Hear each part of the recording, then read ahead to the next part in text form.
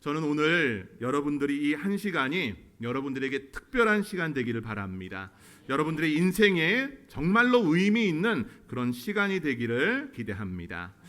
여러분 인생에서 누구나 다 성공하기를 바랍니다. 여러분 중에 혹시 나는 성공하길 바라지 않아요 라는 분 계세요? 아마 없을 겁니다. 누구나가 다 성공하길 바랄 거예요. 내 인생에서 늘 승승장구하길 바라고 내 인생에는 항상 성공만 있기를 바라지만은 사람의 삶이란 게 어디 그렇습니까? 승승장구할 때도 있지만 매번 실패하고 전투에서 패배한 패잔병처럼 그렇게 살아갈 때도 있습니다. 우리의 인생은 한 시점에서는 쓴 경험을 맛봅니다. 실패를 맛봅니다. 그때 드는 생각, 여러분 어떤 생각이 드십니까? 그럴 때 드는 생각이 딱 이 생각이에요. 세상 사람들이 말하는 건데요. 이번 생은 망했어. 이번 생은 망했답니다. 여러분 그런 적 없으세요? 한 번쯤은 그런 생각들 해보셨을 겁니다. 어떨 때 그런 생각합니까? 이번 생은 망했어라고 생각할 때가 바로 이럴 때예요. 내가 꿈꾸는 것들을 오랫동안 노력했지만 실패할 때, 내 커리어와 내 인생 계획이 무너졌을 때, 여러분들이 시험을 준비하고 여러분들이 취업을 준비했는데 뜻대로 되지 않을 때가 바로 그럴 때입니다. 인간관계가 깨질 때도 그래요. 정말 중요한 관계, 여인 간의 관계라던가 가족과 친구 간의 그런 관계에서 상처받았을 때, 믿었던 사람에게 뒤통수 제대로 맞아가지고 배신당했을 때, 소중한 이와 이별했을 때, 그럴 때 우리는 이번 생은 망했다라고 생각합니다. 경제적인 어려움이 올 때는 어떻습니까? 여러분 채무 문제로 힘들어 보신 적 없으세요? 카드값이라던가 아니면 대출금을 제때 갚지 못해서 이게 너무나 눈덩이처럼 커져가지고 희망이 보이지 않을 때, 내가 정말 이 한 달을 사는데 생활비 몇만 원이 없어서 정말 너무나 힘든 그 상황에 우리는 그런 생각합니다. 이번 생은 망했어. 건강에 문제가 생길 때도 그렇습니다. 내 건강의 문제라던가 내 가족이 심각한 병에 걸렸다고 가정을 해봅시다. 고치지 못하는 불치병이라는 진단을 받고 또 정말 이 살릴 수 있는 그 퍼센테이지가 10%도 되지 않는 그런 부분들이 발생했을 때, 정신적인 충격, 우울증이나 번아웃이 왔을 때 우리는 그런 생각 같습니다. 이번 생은 망했어. 미래에 대한 불안감을 가질 때가 그렇습니다. 내일에 대한 기대감이 없을 때, 희망이 보이지 않을 때, 끝없이 실패를 거듭할 때, 이제 내려올 대로 다 내려왔다라고 생각했는데 지하실로 뚫고 내려갈 때, 주식하는 사람들이 그런다잖아요. 이제 올라가겠지 하고 왕창 샀는데 계속해서 떨어진답니다. 지난주 보니까 삼성전자가 딱 그렇다고 하더라고요. 여러분 그럴 때 우리는 내 인생은 망했다라는 생각을 갖습니다. 여러분 인생이 망한 사람들, 어떤 사람들이 인생이 망한 사람들입니까? 도박에 빠진 사람들, 마약에 빠진 사람들, 길에 가다 보면은 노숙 가는 사람들을 보면은 저 사람들의 인생이 망했다고 생각을 합니다. 여러분 이런 사람들은 공통점이 있습니다. 돌아갈 곳이 없다라는 겁니다. 돌아가야 할 가족들, 여러분 왜 돌아가지 못할까요? 가족들이 있는 대로 돌아가지 못해요. 그건 아주 간단합니다. 누구도 가족들 중에 존중하거나 존경하거나 또한 사랑하지 않는다는 겁니다. 받아줄 곳이 없다라는 겁니다. 남편은 구박하고 아내는 멸시하고 부모는 외면하고 자식은 몰라주고 경멸합니다. 동기간은 조롱하고 핀찬을 줍니다. 여러분 이런 극한 상황에 몰리게 되면 사람들은 어떤 결단을 합니다. 어떤 결단일까요? 그냥 확 죽자, 자살을 결단하는 사람들이 있습니다. 극악한 스트레스가 오고 지속적인 슬픔과 트라우마에 사로잡히고 대인관계에 문제가 있고 우울증을 겪으면서 사람들은 극단적인 선택을 합니다. 왜 극단적인 선택을 합니까? 돌아갈 곳이 없다라고 생각하기 때문입니다. 아닙니다. 돌아갈 곳이 있습니다. 그곳은 어디일까요? 바로 하나님 아버지 품으로 돌아가면 됩니다. 우리가 하나님 아버지 품으로 돌아간다면 우리의 모든 것을 용서해 주시고 아버지는 우리를 다시 받아주신다는 말씀입니다. 오늘 제가 읽은 본문은 누가복음 5장 11절서부터 32절까지의 긴 내용에서 한 단락만을 읽었습니다. 여러분, 이 누가복음 15장은 세 가지 비유가 등장을 합니다. 잃어버린 양에 대한 비유, 잃어버린 캐리그마에 대한 비유, 드라크마에 대한 비유, 또한 잃어버린 아들에 관한 비유, 세 가지 비유의 내용이 들어 있습니다. 비유는 실제적인 사항을 이야기하지 않습니다. 어떤 것에 빗대어서 이야기하기 위해서 비유를 하는 겁니다. 비유는 어렵지만 비유는 또한 쉽습니다. 오늘 이 탕자의 비유에서 등장하고 있는 사람, 오늘 우리가 읽은 본문에서는 딱 두 사람만 보려고 합니다. 바로 아버지와 아버지를 떠난 탕자입니다. 이 관계는 하나님과 인간을 이야기합니다. 태초의 그 인간은 죄 없이 하나님이 만드신 창조의 역사대로 살았습니다. 그러나 그 인간이 죄를 짐으로 말미암아 하나님과의 관계가 깨지고 하나님과 멀어진 사이가 되었습니다. 그러면 오늘 누가복음은 이것을 어떻게 회복되는지를 우리에게 잘 보여줍니다. 여러분, 누가복음 15장의 이 탕자의 비유는 동서고금을 막론하고 수많은 사람들이 되풀이해서 이야기했습니다. 많은 목회자들이 이 비유로 설교하지 않은 분들이 없을 겁니다. 또한 많은 문학, 미술 작품에서 이 탕자의 탕자의 비유를 모티브로 삼아서 다양한 드라마나 영화들을 만들었습니다. 또 문학 작품, 그림들을 그렸습니다. 여러분, 우리나라에서도 이 탕자의 비유를 통해서 작품을 만든 것이 있는데 영화 귀환이라고 하는 영화입니다. 또 하나는 여러분들 드라마 중에 이 나의 아저씨라고 하는 드라마 아마 보신 분들 계실 거예요. 그거의 한 모티브도 바로 탕자의 비유를 모티브로 해서 만든 작품입니다.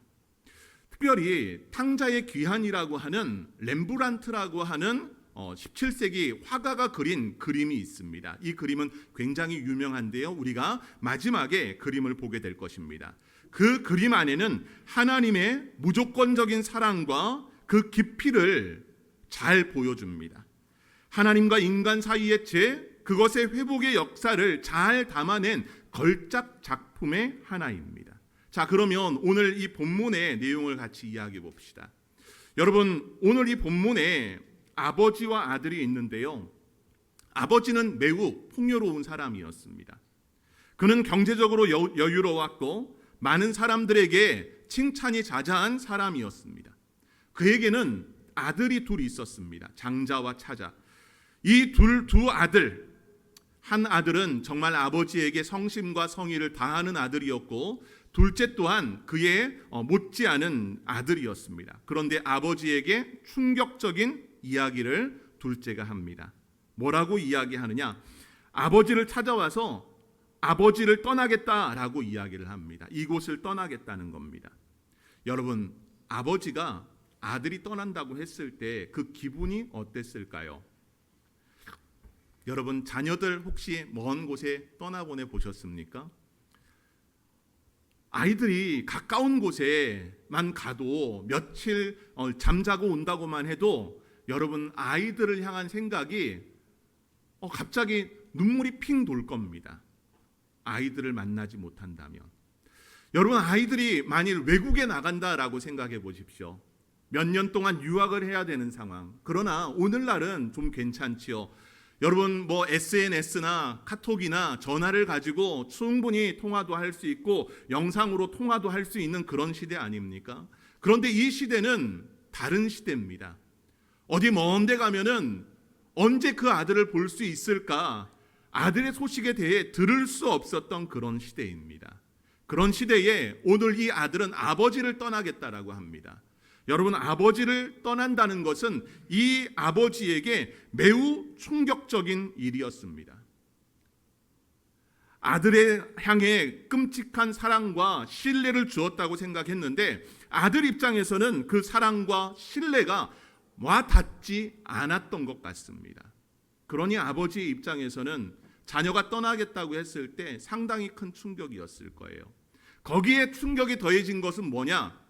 떠나는 것도 떠나는 건데 아버지의 유산을 달라라고 이야기를 합니다. 여러분, 유산이란 것이 뭡니까? 아버지가 자식에게 물려주는 것을 유산이라고 하잖아요. 아마 여러분들 중에서도 부모님 살아 생전에 유산을 받으신 분들도 있을 거예요. 그런데 여러분, 이 성경이 쓰여질 때에 상식적인 부분의 유산은 언제 주게 되느냐? 아버지가 죽고 주는 것이 유산입니다. 그러면 이 시대에 오늘 이 둘째가 아버지에게 요구하는 것은 뭡니까? 아버지의 존재를 인정하지 않는 행위입니다. 아버지, 빨리 죽으시고 재산 달라는 것과 같습니다. 여러분, 이런 아들 참 불효한 자식이지요. 아버지는 자신을 떠나고 자신에게 유산을 달라라고 이야기하는 이 아들을 보면서 상당히 마음에 들지 않았을 겁니다. 유대 사회에서 아들의 이런 행위는 불경스러운 일로 간주했고 가족 간의 유대를 깨뜨리는 것이라고 보았습니다. 여러분, 그 아들이 오늘 아버지를 떠날 때의 장면을 한번 그림으로 보시기를 바랍니다. 여러분, 이랬어요. 아버지가 서 있고 아들은 뒤에 지금 뭐 메고 있습니까? 가방에 뭐가 들었어요? 달러를 잔뜩 넣어서 아버지를 떠납니다. 여러분, 이 아들이 아버지를 떠나는 그 마음에는 이제 내가 먼 나라에 가서 잘 먹고 잘 살겠다라는 그런 원대한 계획이 있었을 겁니다. 내 뜻대로 살겠다, 내 마음대로 살겠다, 내가 하고자 하는 것을 하겠다라며 아마 집을 떠났을 것입니다. 그림을 내려주세요. 그런데 이 아들이 먼 나라에 가서 어떻게 살아갔느냐? 여러분, 성경 누가복음 15장 13절 14절 말씀을 보면 다음과 같이 기록하고 있어요. 둘째 아들이 재물을 다 모아가지고 먼 나라에 가 거기서 허랑방탕하여 그 재산을 낭비하더니 다 없앤 후라고 하면서 그가 어떻게 살았는지를 보여줍니다. 몇 개의 단어가 등장하죠. 허랑방탕하게 낭비했다라는 것, 그것이 또한 다 없어졌다라는 것을 이야기합니다. 여러분, 허랑방탕하게 사는 게 어떻게 사는 게 허랑방탕하게 사는 걸까요? 여러분 중에서는 허랑방탕하게 살아보신 분도 계시잖아요. 없으세요? 예, 허랑방탕하게 살아보신 분들 계실 거예요. 이 허랑방탕이란 것은 다음 그림을 보면 알 수 있습니다. 이렇게 살았어요. 이 그림을 좀 넣어주세요. 계속. 여러분, 이 가운데 있는 게 둘째 아들입니다. 둘째 아들이 지금 뭐 하고 있습니까? 뭐 하고 있는 것 같아요? 허랑방탕이란 것은 무절제함, 떠들썩하게라는 뜻을 가지고 있어요. 여러분, 이 둘째 아들이 떠들썩하게 살아가지 않습니까? 예, 여러분 지금 뿌리고 있는 게 뭐 같아요? 예, 비둘기기도 하지만 그 옆에 보면은 돈을 뿌리고 있는 겁니다. 돈을 뿌리고 있는 거예요. 떠들썩하게 살아가면서 낭비하다라고 하는 것은 허비를 이야기하는데 이 말을 헬라어로 좀 더 연구해 보면은 이 흩트리다, 휘뿌리다라는 뜻을 가지고 있어요. 여러분, 이 친구가 돈을 어떻게 하고 있습니까? 뿌리고 있는 겁니다. 여러분, 사람이 살아가는데요, 돈이 있는 곳에 사람이 모이더라고요. 그렇죠? 돈이 있는 곳에 사람이 모여요. 이 탕자가 사람들을 향해서 맛있는 음식들을 사주고 또 친구를 사귀고 하면서 돈을 뿌려갈 때는 그 돈을 바라보면서 수많은 사람들이 모입니다. 여러분, 사람들은 돈 냄새 기가 막히게 맡습니다.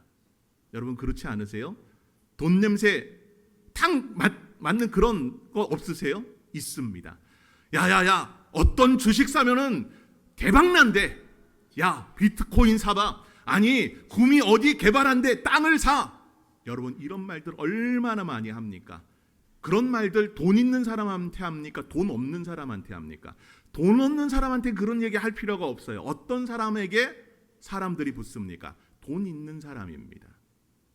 돈 있는 사람에게 사람들이 붙어서 여러분, 이 탕자의 돈을 사용하고 있는 거예요.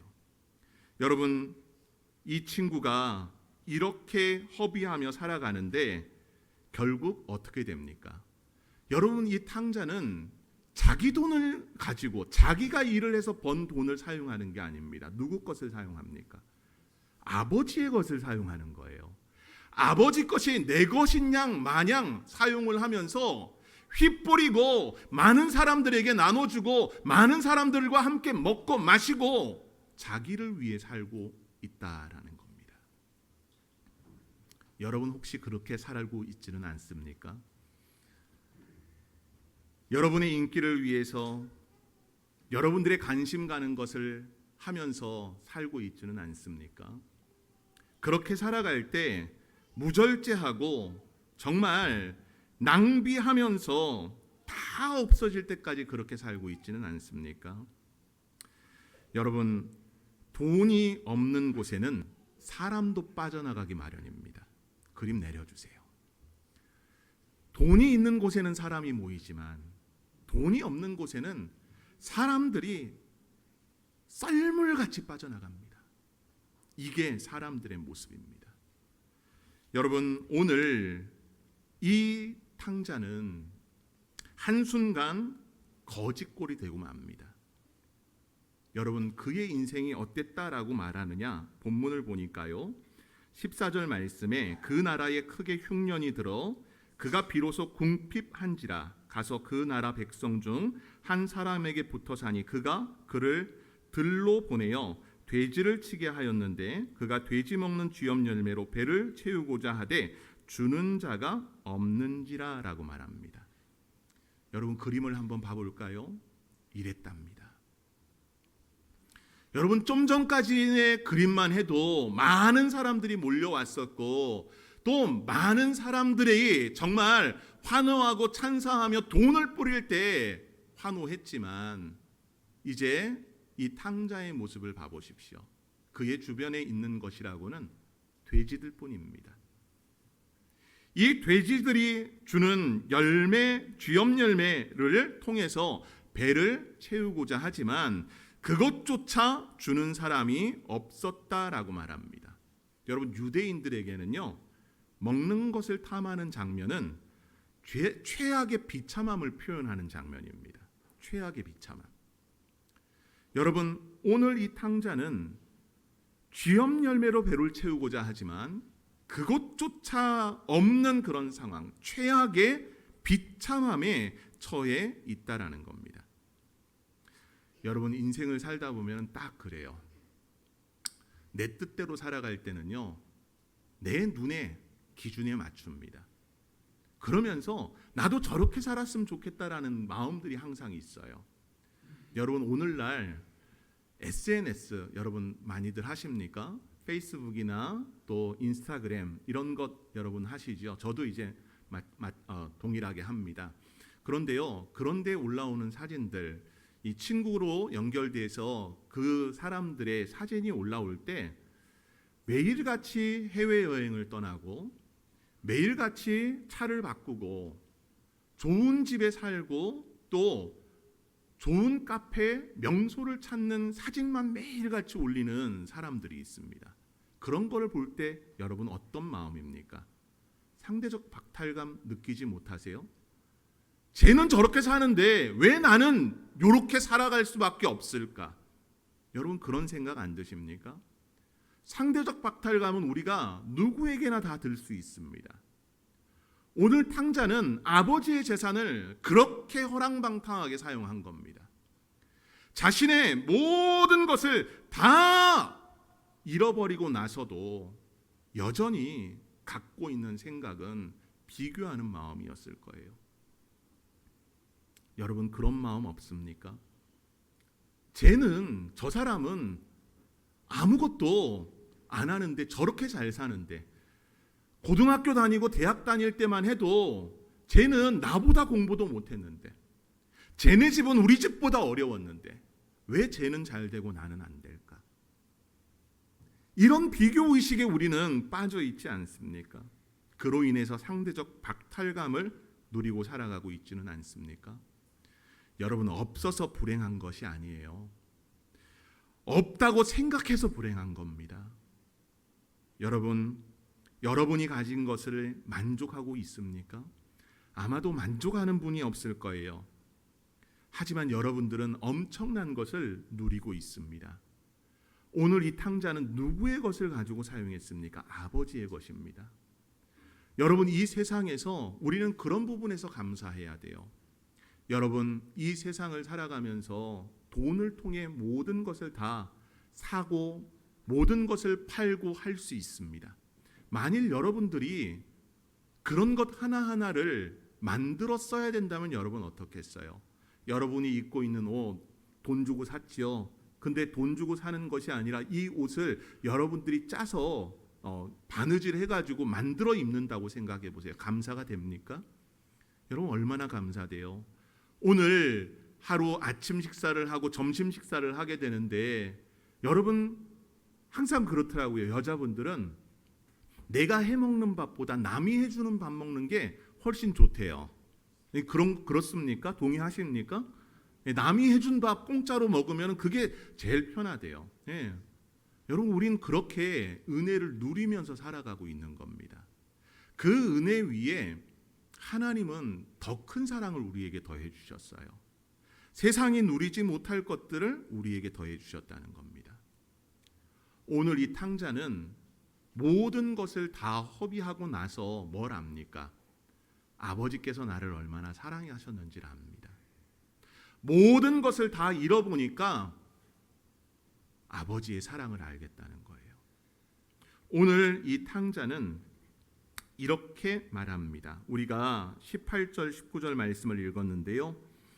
아버지께 돌아가려고 합니다. 아버지, 내가 하늘과 아버지께 죄를 지었사오니 지금부터는 아버지의 아들이라 일컬음을 감당하지 못하겠나이다. 나를 품꾼의 하나로 보소서 하리라 하고 아버지께로 되돌아감을 보여줍니다.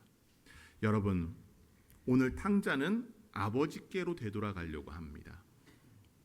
아버지께로 되돌아가면은 모든 것이 회복됩니다.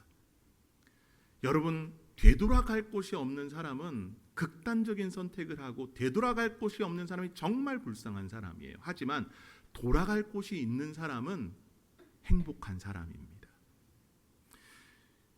셔렐 스트레이드라고 하는 여자가 있어요. 이 여자의 그런 자서전이 영화로 나왔는데 2014년도에 와일드라고 하는 미국 영화가 나왔습니다. 이 와일드라고 하는 영화는요, 이 셔렐 스트레이드가 자서전으로 쓴 거예요. 자기 인생을 쓴 겁니다. 그런데 이 와일드라고 하는 제목의 책은 우리나라에서 지난 9월 달에 발간이 됐습니다. 출판이 됐는데 이 부제목이 이래요. 와일드 4285km 가장 어두운 길 위에서 발견한 뜨거운 희망의 기록이라는 것으로 부제목이 달려 있습니다. 샤렐은요, 그 인생을 포기한 사람이었습니다. 왜 그랬냐 하면은 그 어머니가 암에 걸리고 그 어머니가 결국은 갑작스럽게 죽게 됩니다. 그러면서 샤렐의 인생이 완전히 뒤바뀌게 되는데요. 결혼 생활을 잘 유지하고 있었는데 이혼을 하게 됩니다. 이혼을 하고 나서 마약, 헤로인에 이렇게 취하게 됩니다. 마약 중독이 돼요. 마약 중독에서 멈추느냐? 아니요. 이 여자가 문란한 성생활을 이어갑니다. 성관계를 문란하게 이뤄가면서 자기 스스로를 파괴시켜 갑니다. 이 여인이 이렇게 무너지고 파괴되면서 한 가지 마음을 갖습니다. 새로운 길을 찾아야 한다라고 결심한 겁니다. 아니, 그렇게 생각하지 않고 인생을 끝낼 수 있었는데 그 마지막에 새로운 길을 찾아야 된다라는 결심을 했어요. 그러면서 이 여인이 한 것이 뭐냐 하면은 우리나라도 둘레길이 상당히 잘 되어 있잖아요. 우리나라도 자전거나 둘레길 이거 전국을 다 누빌 수 있는데 미국도 3대 트레일 하는 코스가 있습니다. 그 중에 하나가 태평양 능선을 종주하는 겁니다. 이 출발점이 이 멕시코서부터 시작을 해서 캐나다 국경까지 이 해안 도로를 걷는 겁니다. 그 키로수가 4,285km랍니다. 여러분 4,285km 하니까 좀 감이 안 오지요? 서울 부산을 왕복을 10번을 해야 되는 겁니다. 이 4,285km를 사람들이 걸어가면요, 보통 4개월에서 5개월이 걸린답니다. 그런데 4개월, 5개월을 편안하게 걷는 게 아니고요, 혼자의 힘으로 걷는 거예요. 거기다가 걸어가면서 야영을 해야 됩니다. 야영이 뭡니까? 가다가 밤이 되면은 아무 곳에서나 침낭을 피고 또 텐트를 만들고 거기서 그냥 자는 겁니다. 음식도 가는 곳곳에 식당에서 뭐 먹는 것이 아니라 자기가 해 먹든지 해야 되는 겁니다. 여러분, 한 번도 등산의 경험이나 야영의 경험이 없던 이 셔렐이 무거운 가방을 메고 고난의 길을 나섭니다. 4개월, 5개월 동안 이 길을 가면서 자연 환경과 또 외로움과 신체적 한계를 극복하면서 그 길을 종주하게 됩니다. 그러면서 걸으면서 만나는 많은 사람들과의 이야기, 걸으면서 했던 많은 생각들, 그 생각들 속에서 스스로를 용서하고 자기의 과거의 고통에서 벗어나기 시작을 합니다. 그러면서 그 영화의 끝이나 그 글의 이 자서전의 마지막은 셔렐이 새로운 인생을 출발했음을 보여줍니다. 여러분, 인생을 새롭게 하고 싶습니까? 그러면 간단합니다. 이번 생은 망했어가 아니라 여러분들의 인생은 충분히 가능성이 있습니다. 뭘로 가능성이 있을까요? 하나님께 되돌아오면 됩니다. 하나님께 되돌아올 때 오늘 이 탕자는 그 절망 가운데서 하나님께 회개합니다. 아버지, 내가 하늘과 아버지께 죄를 지었사오니. 내 마음대로 살아갔습니다. 여러분, 그렇지 않았습니까? 기독교인들이 많이 하는 말 중 하나는 나는 죄인입니다 라는 말입니다. 여러분, 초대되어 오신 분들 중에 나는 죄인입니다 하면은 아마 속으로 그럴 거예요. 지금 뭐 내가 무슨 죄인이야 말로 못하지만은 여러분 마음속에 그런 마음이 있을 거예요. 저 목사 참 이상하네. 내가 뭔 죄를 졌다고 그래. 나는 불법 유턴 한번 안 해본 사람이야 라고 이야기할 겁니다. 나는 과태료 평생 그런 거 한번 안 떼본 사람인데 무슨 죄인이라는 거야. 여러분, 성경이 말씀하는 죄인은 하나님을 떠난 그 자체를 죄라고 봅니다. 하나님께로 되돌아오면 됩니다. 그 되돌아옴의 모습을 우리가 볼 때 여러분, 인생은 나그네 길이라는 것을 잊지 마시기 바랍니다. 여러분, 우리가 되돌아가야 할 고향이 없다고요? 여러분, 인생을 많은 시나 노래들이 나그네라고 이야기합니다. 여러분, 이런 노래 아시죠? 하숙생, 고 최희준 선생님이 불렀던 노래입니다. 인생은 나그네 길 어디서 왔다가 어디로 가는가 구름이 흘러가듯 떠돌다 가는 길에 정일랑 두지 말자 미련일랑 두지 말자. 목소리 좋죠? 네. 가수를 할 걸 그랬어. 네. 여러분, 제가 가요를 불렀지만요, 인생은 나그네 길입니다. 여러분, 정처 없이 떠돌고 있지는 않습니까?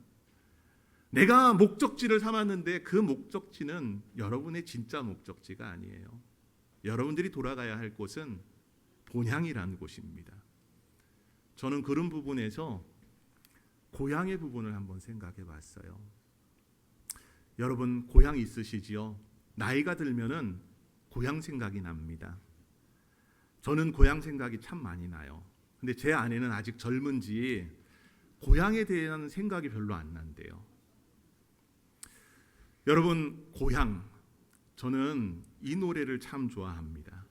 나의 살던 고향은 꽃피는 산골 복숭아꽃 살구꽃 아기 진달래 울긋불긋 붉은 꽃대궐 차린 동네 그 속에서 놀던 때가 그립습니다.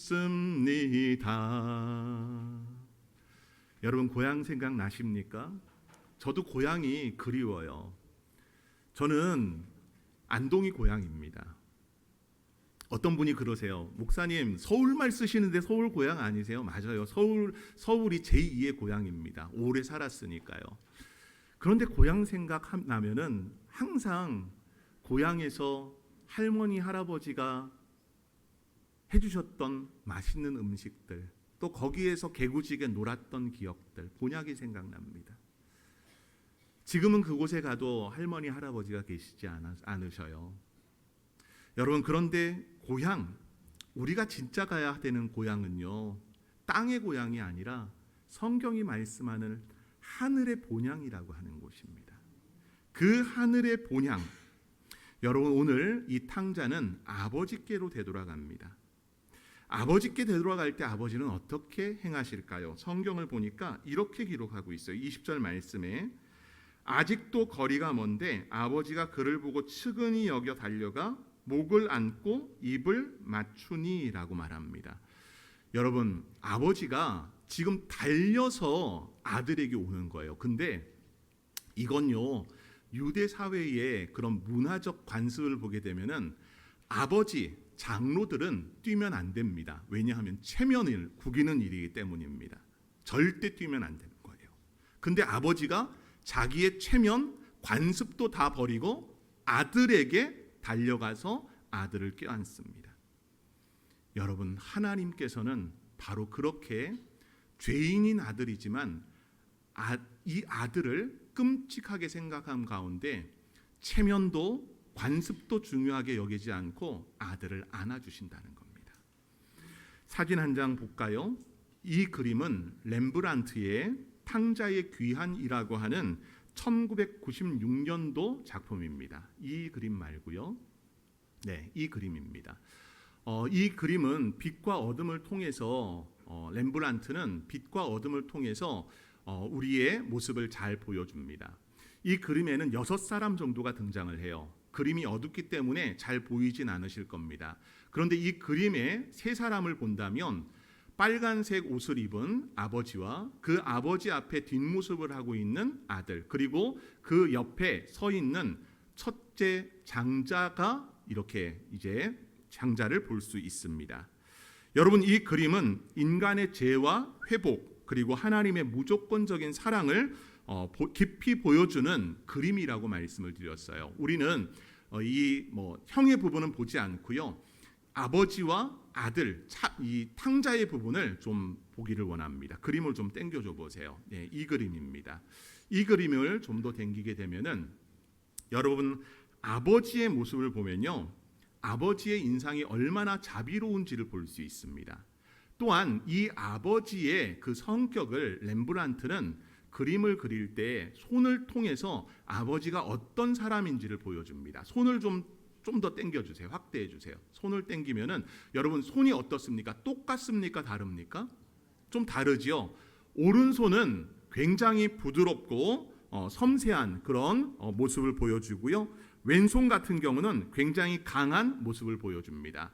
강한 남성적인 왼손인 반면 오른손은 여성적인 섬세함을 보여줍니다. 이것은요 하나님의 사랑과 하나님의 정의, 자비로움을 그대로 표현한 그림입니다. 하나님은 이런 분이시라는 거예요. 정의로우신 분이시지만 여전히 사랑하시는 분. 두 손을 이 탕자, 돌아온 아들의 손에 얹고 자비로운 눈길로써 아들을 바라보고 있는 것. 반면 아들, 탕자의 모습을 봐봅시다. 탕자의 모습을 보게 되면은 여러분 머리는 어떻습니까? 그의 머리는 다 깎였습니다. 입고 있는 옷은 어떻습니까? 초라하기 그지없습니다.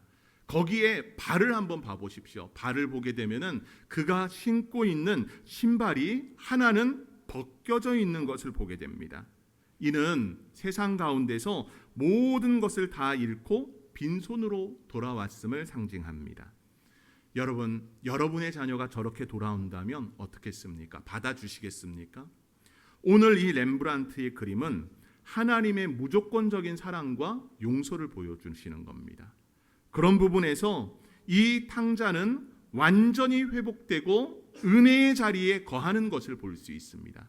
탕자가 올 때는 품꾼 중 하나로 역임을 받기를 원했지만은 아버지께서는 이 탕자가 돌아왔을 때 그에게 가장 좋은 옷을 입히고 손에는 가락지를 끼우고 또 그의 발에는 신을 신기고 또한 살찐 송아지를 잡아다가 축제를 펼치는 것을 보게 됩니다. 그것이 하나님의 사랑입니다.